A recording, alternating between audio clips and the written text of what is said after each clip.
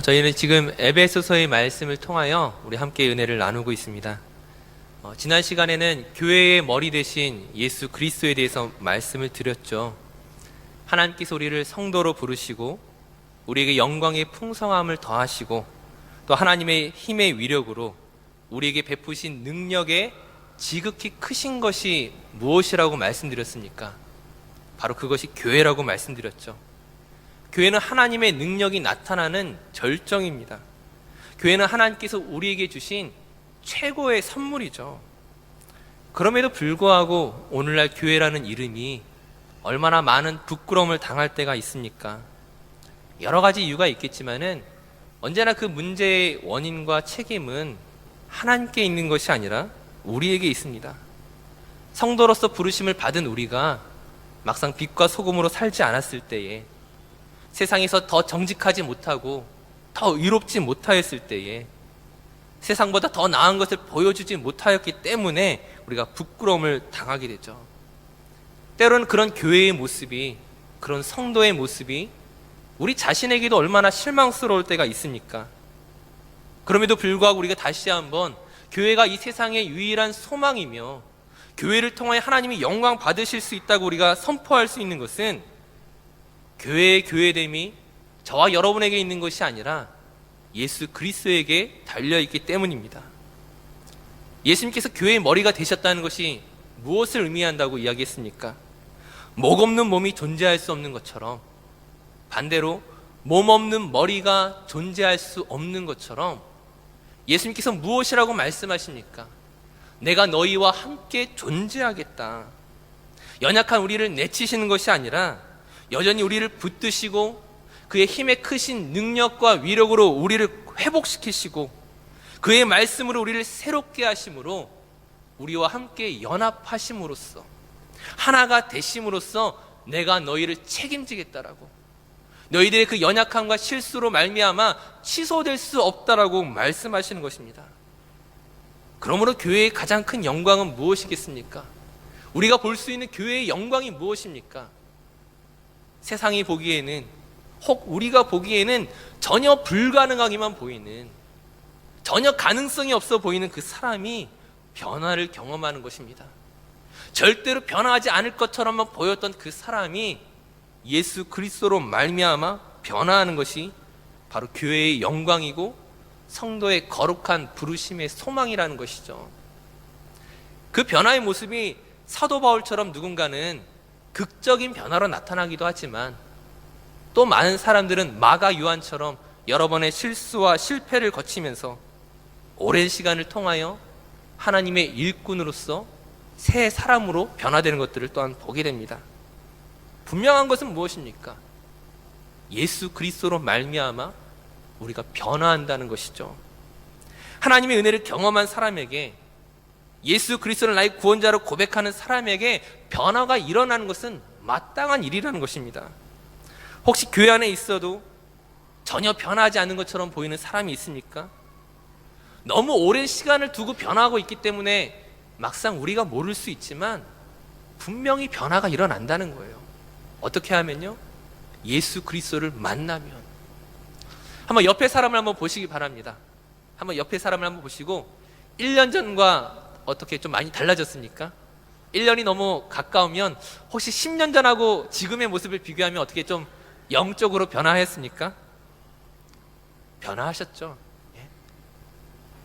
세상이 보기에는 아직도 왜 저래라고 말할지 모르겠지만 예수 그리스도를 만나지 않았다면 그 사람 굉장히 위험한 사람 됐을지도 모릅니다. 예. 그것이 우리의 실제 모습이라는 거예요. 물론 우리는 이 정도 수준을 다행이라고 여기서는 안 될 것입니다. 교회를 향한, 성도를 향한 이 세상의 평가를 뒤바꿔야죠. 다른 사람이 바꾸는 것이 아니라 내가 그것을 뒤바꿔야만 하는 것입니다. 교회를 다니는 사람은 무언가 다르다라는 어떤 평가를 받을 수 있도록 오늘 내 삶이 변화를 경험해야 됩니다. 하지만 오늘 말씀드리고자 하는 것은 과연 그 변화를 누가 일으키느냐는 것이죠. 만약 내가 내 자신을 바꾸려고 한다면, 나의 노력과 열심으로 내가 더 나은 사람이 되고자 노력한다면 장담하건대 그 사람은 실패할 것입니다. 변화는 언제나 내 쪽에서가 아니라, 내가 변화를 일으키는 것이 아니라 하나님께서 나를 변화시키는 것이기 때문입니다. 나의 노력과 수고로 인하여서가 아니라 하나님의 열심과 그분의 은혜로 말미암아 우리가 변화를 경험할 수 있다는 것이죠. 이 말이 나는 아무것도 하지 않고 하나님께 모든 책임을 전가하고자 하는 그런 말이 아닙니다. 분명히 우리는 우리 자신을 변화시키기 위해서, 더 나은 사람이 되기 위해서, 이 세상의 빛과 소금의 역할을 감당하기 위해서, 더 의롭고 정직하고 더 따뜻하고 관용을 베풀고 더 섬기는 사람이 되기 위해서 분명히 노력을 해야 되지만, 그러나 그 결과에 대해서 우리 자신이 자랑할 것이 없음을 말하는 것입니다. 우리 자신을 바꾸기 위한 노력을 하지 말라는 것이 아니라 그 결과에 대해서 하나님이 행하시는 일임을 인정하라는 것입니다. 저는 개인적으로 교회 안에 참 많은 간증들이 있었으면 좋겠습니다. 하지만 반면에 그 간증이 또한 얼마나 위험성을 가지고 있는지를 깊이 고민해야 됩니다. 제가 오래전에 한국에 있을 때에 한 간증 집회를 참석한 적이 있습니다. 한 2시간의 그 간증을 다 들었을 때에 제 마음이 상당히 불편한 것들이 있었어요.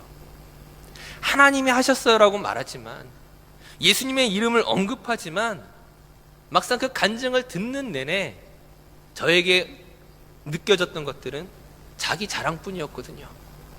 하나님의 이름을 말하지만 자기를 높이고자 하는 그런 의도가 느껴졌을 때에 참으로 불편했던 것이죠. 하나님의 이름을 말하지만, 예수님의 이름을 말하지만 자신을 드러내고픈 그 욕망을 표현할 때에 그 말씀과 그 간증은 힘을 잃어버릴 수밖에 없습니다. 무엇을 말씀드리고 싶은 거냐면, 하나님께서 오늘 우리의 삶에 얼마나 많은 역사와 간섭들을 하셨습니까? 그것이 없는 것이 아니죠. 분명히 하나님이 하신 일이지만 막상 그것을 나의 자랑으로, 마치 나의 수고와 노력으로 내가 성취하고 얻어낸 것처럼 내가 느끼고 그것을 자랑하고자 할 때에 그것이 얼마나 위험하고 하나님의 영광을 가릴 수 있는 것인지를 우리가 먼저 이해해야 된다는 것입니다. 오늘 본문 3절 말씀은 우리에 대해서 어떻게 평가하고 있습니까? 우리 에베소서 2장 3절 말씀을 우리 다 함께 읽도록 하겠습니다. 전에는 우리도 다 그 가운데서 우리 육체의 욕심을 따라 지내며 육체와 마음에 원하는 것을 하여 다른 이들과 같이 본질상 진노의 자녀이었더니, 우리의 본질이 무엇이라고 말하고 있습니까? 육체의 욕심을 따라 살아가는, 우리의 마음속에서 원하는 것이 그 욕심과 정욕으로 가득하여서 그러므로 하나님의 심판과 진노를 받을 수밖에 없는 것이 오늘 저와 여러분의 본질이었다고, 우리가 가지고 있는 본성이었다고 말합니다. 이 진노로부터 우리가 피하게 되었는데 그 가운데서 우리가 무슨 역할을 했습니까? 하나님의 심판을 벗어나고 그 생명과 구원을 얻는 데 있어서 과연 우리가 무엇을 했습니까? 저와 여러분이 한 것이 아무것도 없다는 거예요. 우리의 수고와 노력으로 한 것이 아니라 오직 하나님의 은혜로 결과에 우리가 생명을 얻게 된 것입니다. 오늘 본문 4절 5절 말씀을 보시게 되면, 긍휼이 풍성하신 하나님이 우리를 사랑하신 그 큰 사랑을 인하여 허물로 죽은 우리를 그리스도와 함께 살리셨고 너희는 은혜로 구원을 받은 것이라. 하나님의 사랑으로 예수 그리스도 안에서 은혜로 구원을 받았습니다. 은혜란 무엇입니까? 값을 치르지 않았다는 것이죠. 내가 대가를 지불하지 않은 것입니다. 거저 받은 것입니다. 오늘 새벽에도 제가 잠깐 말씀을 드렸지만 많은 사람들이 믿음에 대해서 오해합니다. 내가 하나님을 믿었습니다, 내가 예수님을 믿었습니다라고 말하고 하는 것이 그 믿음이 과연 나로부터 시작된 것이냐? 그렇지 않다는 거예요. 내가 믿었다라는 표현을 쓰고 있지만, 우리가 언어적으로는 그렇게 말하고 있지만 그 믿음은 나에게서 시작된 것이 아니라 하나님께서 주신 것입니다. 우리가 믿음을 제대로 이해하기 위해서는 내가 믿었기 때문이 아니라 믿음이라는 방식을 통하여서 하나님께서 나에게 그 은혜를 통하여 구원을 베푸신 것임을 믿는 것으로 이해해야만 됩니다. 믿음이란 방식, 내가 값을 치르지 못했음에도 불구하고 하나님의 은혜로 주어진 것, 여기에서 떠나면 그것이 아무리 거룩해 보이는 신앙 행위라 할지라도, 그것이 우리가 하나님을 향한 어떤 열심과 열정을 보인다고 할지라도 그것은 믿음이 아닙니다. 그것은 행위일 수밖에 없다는 것이죠. 오늘 본문 8절 9절 말씀을 한번 이어서 같이 읽도록 하겠습니다. 사도 바울이 믿음에 대해서 어떻게 표현합니까? 우리 8절 9절 함께 읽겠습니다. 너희는 그 은혜에 의하여 믿음으로 말미암아 구원을 받았으니 이것은 너희에게서 난 것이 아니요 하나님의 선물이라. 행위에서 난 것이 아니니 이는 누구든지 자랑하지 못하게 함이라. 아멘. 믿음을 자랑할 수가 없습니다. 내가 하나님을 믿는다라고 말하지만 나에게서 근거한 것이 아니기 때문에, 너희에게서 난 것이 아니라 하나님의 선물로, 하나님의 은혜로 주어진 것이기 때문에 자랑할 수 없다는 것이죠. 제가 이토록 강조하는 이유가 무엇이겠습니까? 우리가 은혜로 구원받았다는 사실을 이토록 강조하는 이유가 무엇이겠습니까? 우리 한번 마지막 10절 말씀을 한번 같이 읽도록 하겠습니다. 본문 10절 말씀 함께 읽겠습니다. 우리는 그가 만드신 바라 그리스도 예수 안에서 선한 일을 위하여 지으심을 받은 자니 이 일은 하나님이 전에 예비하사 우리로 그 가운데서 행하게 하려 하심이니라. 아멘. 하나님께서 우리를 구원하시고 자녀 삼으신 이유가 무엇이라고 말씀하십니까? 그리스도 예수 안에서 선한 일을 위하여 지으심을 받은 자니, 우리가 구원받은 것으로 끝나는 것이 아니라, 우리의 신분이 변화된 것으로 끝나는 것이 아니라, 이제 그 신분에 걸맞는 하나님의 자녀다운 예수 안에서 선한 일을 하기 위하여서, 하나님을 기쁘시게 하기 위하여서 하나님의 뜻을 나타내야만 하는 그런 삶을 살아갈 수 있도록 우리를 부르셨다는 것이죠. 근데 이것을 과연 누가 하는 것이냐? 이 선한 일을 어떻게 할 수 있느냐? 이 선한 일의 근거가 어디서부터 시작되느냐? 10절 말씀에 하나님이 전에 예비하사 우리로 그 가운데서 행하게 하려 하심이니라. 무슨 말입니까? 우리가 하나님 안에서 하는 일이고, 하나님이 예비하시고 준비하신 것 안에서 우리가 이 일들을 함께 만들어가는 것입니다. 즉 우리에게 나타난 그 하나님의 그 선한 일, 그 성화의 과정을 어떻게 정의하고 있는 것입니까? 10절에 이렇게 시작하죠. 우리는 그가 만드신 바라. 영어 성경으로는 For we are his workmanship. 하나님의 솜씨, 하나님의 작품, 하나님의 능력의 결과로 우리에게 이 모든 성화의 과정을 만들어가고 있다는 것입니다. 제가 오늘 여러분에게 말씀드리고 싶은 것은, 우리가 하나님의 은혜로 구원을 받았을 뿐만 아니라, 그 자녀가 되었을 뿐만 아니라, 이제 그 하나님의 그 거룩한 자녀로서 거룩한 삶을 살아가는 이 모든 성화의 과정 역시 내가 하는 것이 아니라 하나님의 은혜에 근거하여 하나님이 나를 만들어 가시는 그 놀라운 능력 속에 있다는 것을 우리가 깨달아야 된다는 것입니다. 많은 신앙인들이 이 칭의와 성화를 분리 지으려고 합니다. 내가 하나님의 자녀가 된 것과 하나님의 자녀로서 어떻게 살아가야 하는 것을 다르게 생각하려고 한다는 것이죠. 내가 하나님의 자녀가 된 것은 은혜로 구원을 받은 것이지만, 그 이후에 내가 삶을 살아가는 것은, 그것은 마치 나의 실력과 내가 행한 일로서 평가받으려고 하는 것입니다. 나의 결과로 평가받으려고 하니까 어떤 부작용이 나타납니까? 우리 자신의 모습을 보면서, 또는 다른 누군가를 보면서 때로는 실망하거나 낙심하고, 때로는 자기를 자랑하는 교만에 빠지기도 한다는 것입니다. 우리가 이 칭이라는 은혜의 과정뿐만 아니라 성화 역시 은혜로 말미암은 것임을 모르고, 마치 이것이 행위의 원리를 따라서 이것이 나의 수고와 노력의 결과인 것처럼 생각하기 때문에 낙심과 교만에 빠지게 된다는 것입니다. 그것이 틀렸다는 것이죠. 성경은 우리에게 그렇게 말씀하지 않습니다.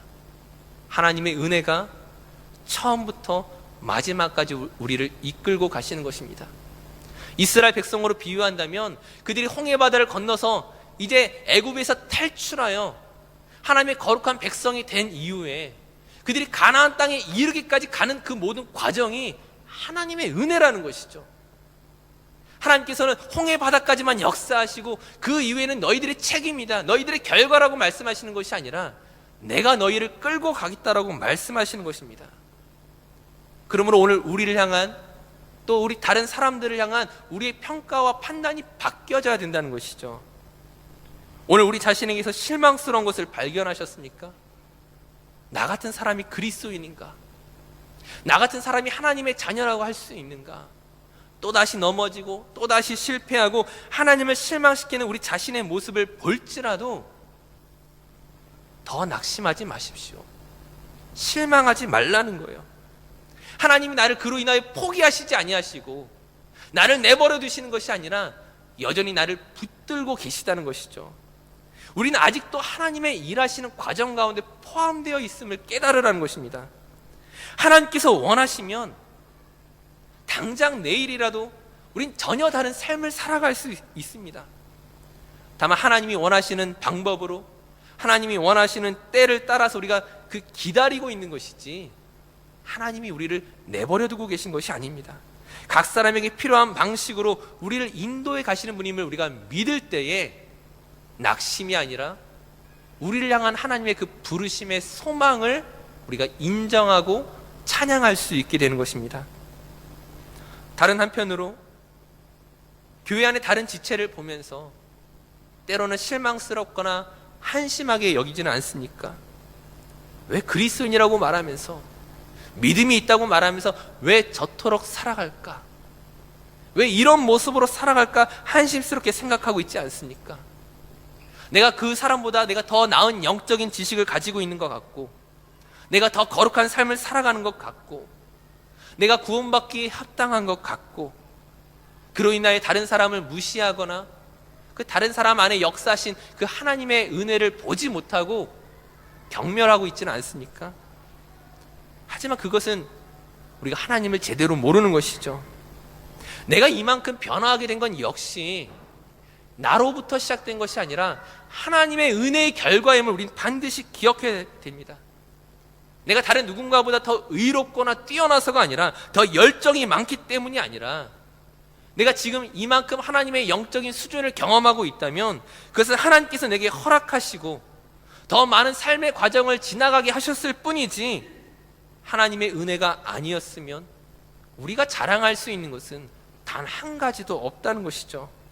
우리가 하나님 앞에서 겸손하게 반응하지 않는다면 현재 나에게 주어진 그 영적인 축복이 오히려 독이 될 수도 있음을 우리는 반드시 기억해야 됩니다. 하나님께서 우리에게 은혜를 주신 것을 그걸 행위의 원리로 결코 바꾸지 말라는 것이죠. 제 개인적인 이야기를 한 가지 하도록 하겠습니다. 제가 고등학교를 졸업하고 이제 신학교에 입학한 뒤에 개인적으로 많은 영적인 체험들이 있었습니다. 신학교에서 또 선교단체에서 풍성한 하나님의 은혜를 경험하였죠. 근데 어떤 부작용이 있었냐면은 이제 학교에서 선교단체에서 그 모든 사역들을 마치고 이제 주말이면 교회로 돌아오는데 막상 교회를 보면 실망스러울 때가 너무 많이 있는 거예요. 왜 저 형제는, 왜 저 자매는 저렇게밖에 예배하지 못할까? 나는 하나님에 대해서 이야기하고 싶은데 왜 저 사람은 세상의 다른 오락거리만 이야기할까? 왜 게임만 이야기하고 연애만 이야기하고 당구만 이야기할까? 한심스럽게 생각할 때가 있었습니다. 나 자신은 마치 내가 의로운 것처럼 생각하였지만 그것이 의로운 것이 아니라 하나님 앞에서 교만하였던 것임을 그때 당시에는 잘 몰랐던 것이죠. 근데 정말 웃긴 것은 무엇이냐면은 그렇게 내가 무엇이라도 된 것처럼 교만하게 서 있다가 꼭 한두 번씩은 넘어진다는 것이죠.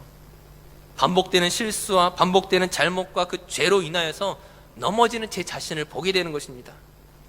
그 부끄러운 순간을 맞이하면 어느덧 나를 굉장히 의롭게 생각했던 그 교만이 이제 반대로 완전히 낙심 가운데, 절망 가운데 밑바닥까지 완전히 꺼져버리는 제 모습을 발견하게 됩니다.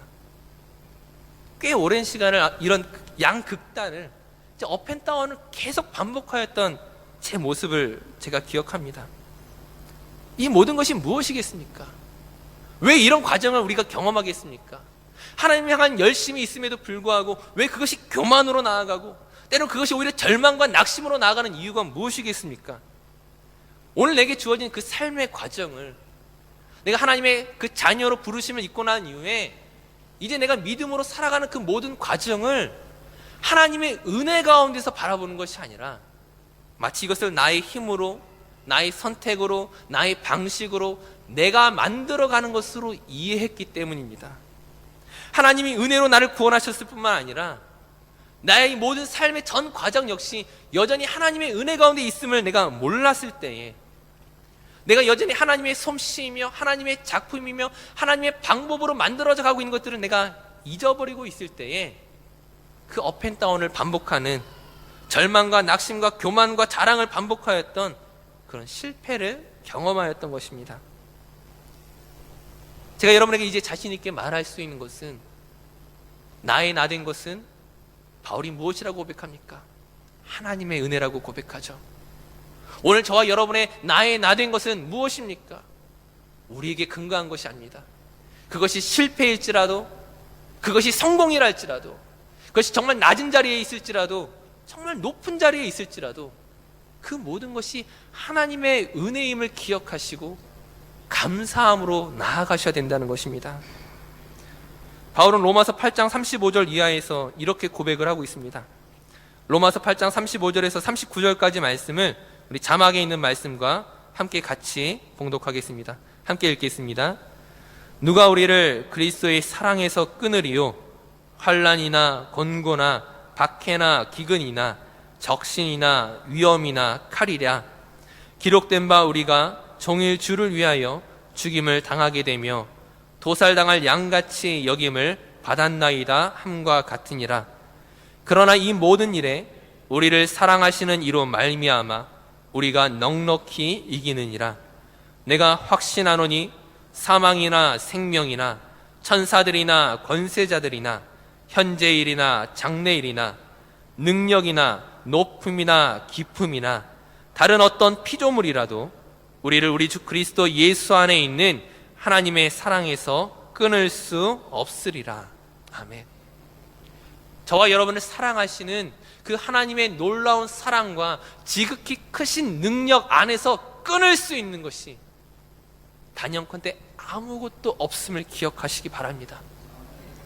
오늘 우리가 어떤 형편 가운데 있을지라도, 깊은 절망과 낙심 가운데 있을지라도, 오늘 내가 하는 모든 일들이 잘 되고 내가 마치 하나님 앞에서 거룩하고 의로운 것처럼 여겨질지라도 우리가 그 모든 것 가운데서 고백할 수 있는 것은 하나님의 은혜 외에는, 그 하나님의 놀라운 사랑 외에는 우리가 말할 수 있는 것이 단 한 가지도 없습니다. 바라기는 그 은혜에 붙잡힌 바 되어 그 은혜의 결과를 소망하며 오늘 그 교회의 머리 되신 예수 그리스도께서 나와 함께 존재하시겠다라고 말씀하시는 그 약속을 따라서 우리의 형편을 뛰어넘어 놀라운 믿음의 그 결과를 소망하며 나아갈 수 있는 저 우리 모든 성도들 되시기를 간절히 축원합니다. 우리 함께